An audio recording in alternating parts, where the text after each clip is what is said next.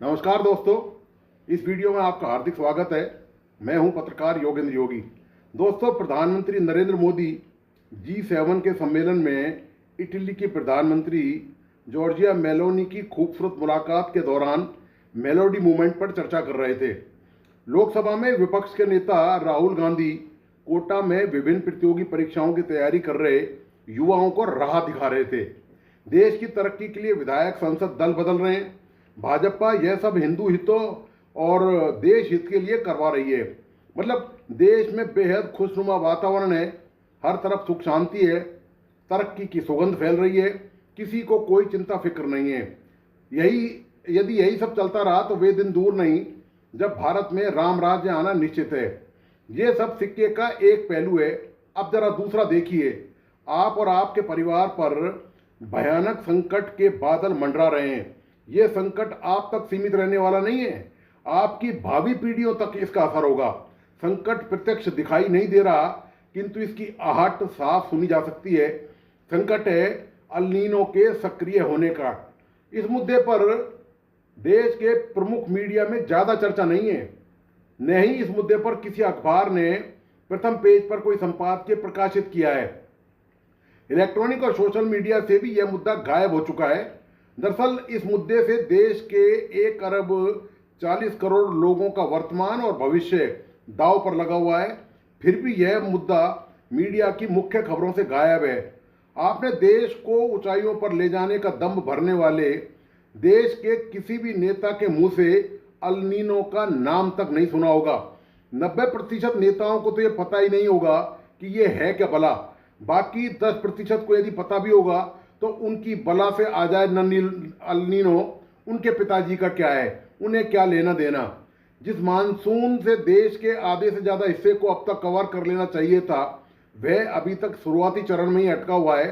मौसम विज्ञानी चेतावनी दे चुके हैं कि अल नीनो के गहरे परिणाम सामने आएंगे। पिछले 150 सालों में इंसानियत ने कई बड़ी आपदाओं का सामना किया है। 20वीं सदी का पहला आधा हिस्सा बहुत भयानक था। अकेले 2 विश्व युद्धों में 10 करोड़ से ज़्यादा लोग मारे गए थे और 1918-19 की इन्फ्लुएंजा महामारी में 5 करोड़ और लोगों की जान चली गई थी। लेकिन इन त्रासदियों के इंसानों पर कहर बरपाने से पहले एक ऐसी वैश्विक आपदा आई जिसके बारे में ज़्यादातर लोग नहीं जानते। इसके महज 3 सालों में ही लाखों लोगों की जान चली गई थी। 1876 से 1878 के बीच एक वैश्विक अकाल ने एशिया, दक्षिण अमेरिका और अफ्रीका में भारी तबाही मचाई थी, जिसमें अनुमानित है 5 करोड़ लोगों ने अपनी जान गंवाई थी। यह कहर अल नीनो ने ही बरसाया था। भारतीय मौसम विज्ञान ने भी अल नीनो से मानसून के कमजोर पड़ने की आशंका जताई है। वेबसाइट पॉपुलर मैकेनिक्स के मुताबिक अल नीनो प्रशांत महासागर में एक जलवायु घटना के चलते पैदा होती है, जिस वजह से समंदर का पानी लगातार गर्म हो रहा है। इसका सबसे ज़्यादा असर भारतीय उपमहाद्वीप में आने वाले मानसून पर पड़ता है। अल नीनो के दौरान सामान्यतः भारत में वर्षा कम होती है। मानसून कमज़ोर पड़ने से खेतों में पानी की कमी हो जाती है और खरीफ फसलें सबसे अधिक प्रभावित होती हैं। धान, मक्का, सोयाबीन, दालें और गन्ना जैसी फसलें पर्याप्त वर्षा पर निर्भर रहती हैं। जब समय पर बारिश नहीं होती तब बुआई में देरी होती है, उत्पादन घटता है और किसानों की लागत बढ़ जाती है। कई क्षेत्रों में सूखे जैसी स्थिति उत्पन्न हो जाती है। अनाज, सब्जियां और दाल जैसी आवश्यक आहार वस्तुओं के मूल्य तेजी से बढ़ने लगते हैं। देश में पहले से ही महंगाई, बेरोजगारी जैसी समस्याओं ने आम लोगों की कमर तोड़ रखी है। जून के महीने की चिलचिलाती धूप और लू ने आम जनजीवन का हाल बेहाल कर रखा है। देश का शायद ही ऐसा कोई हिस्सा होगा जो पानी, बिजली की कमी से त्रस्त नहीं होगा। जब बारिश औसत से कम होगी तब कल्पना कीजिए क्या हालत होगी। बारिश की कमी का सीधा असर आप पर, आपके परिवार पर पड़ेगा। सूखा और गर्मियां बीमारी लाएंगी, महंगाई बढ़ेगी जो पहले से ही पेट्रोल और डीजल के रेट बढ़ने से 7वें आसमान पर जा चुकी है। कुल मिलाकर ये हालात मरे के 2 लात और लगाने की तरह होगी। इस हालत से न आप बचेंगे, न आपका परिवार, न नातेदार, रिश्तेदार। इसके बावजूद देश के किसी नेता, मंत्री, विधायक, सांसद, मुख्यमंत्री को कोई चिंता नहीं है। ये सिर्फ चिंता तब करते हैं जब समस्या सिर पर आ जाए, तब कहते मिलेंगे कि राहत का इंतजाम किया जा रहा है। कारण साफ है, इस तरह की आपदा का नेता के घर परिवार पर फर्क नहीं पड़ता। इन्हें आपके खून पसीने की गाड़ी कमाई से पका पकाया खाने को मिल जाता है। सरकारी नौकर, बंगला चाकर, वेतन भत्ते, आपकी मेहनत से इनको सब आसानी से मिल जाता है।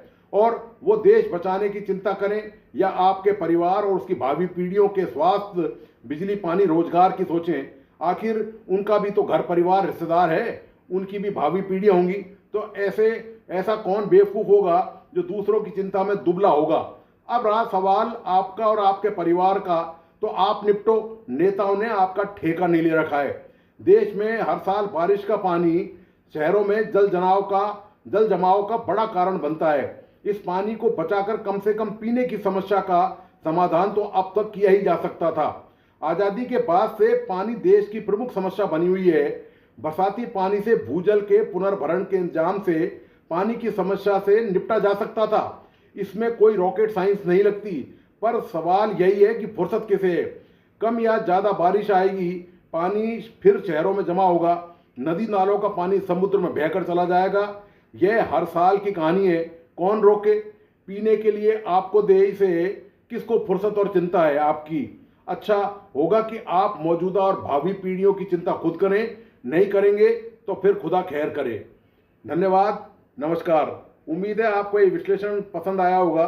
मेरा तमाम दोस्तों से आग्रह है कि प्लीज़ इस वीडियो को अपने दोस्त और परिजनों को शेयर करें। इस YouTube चैनल को लाइक, सब्सक्राइब करें एवं बेल आइकॉन का बटन दबाना नहीं भूलें। धन्यवाद, नमस्कार।